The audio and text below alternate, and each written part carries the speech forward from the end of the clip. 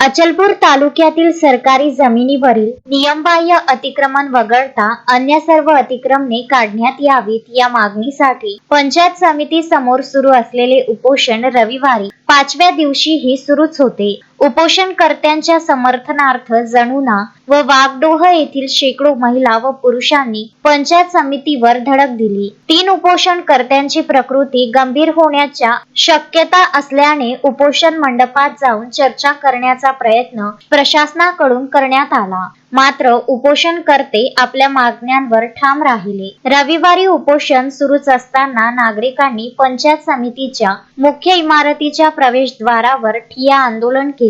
यावेळी घोषणाबाजी करण्यात आली। आंदोलनकर्त्यांशी चर्चा करण्यासाठी गटविकास अधिकारी, विस्तार अधिकारी महादेव कासरेकर, गोंडवाडी ग्रामपंचायतीचे सचिव झाडे तसेच वरुड पोलीस स्टेशनचे कर्मचारी उपस्थित होते। मात्र चर्चेतून कोणताही ठोस तोडगा न निघाल्याने उपोषण सुरूच ठेवण्याचा निर्णय उपोषणकर्त्यांनी घेतला।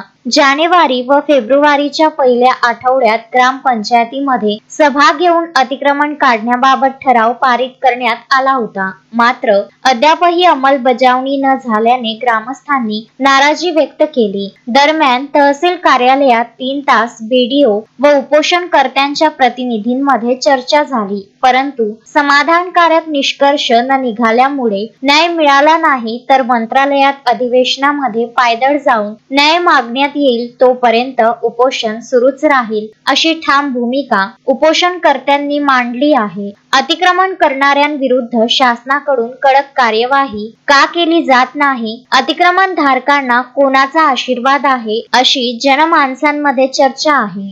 विदर्भ न्यूज करिता अचलपूर येथून पंकज साबू यांचा हा वृत्तांत।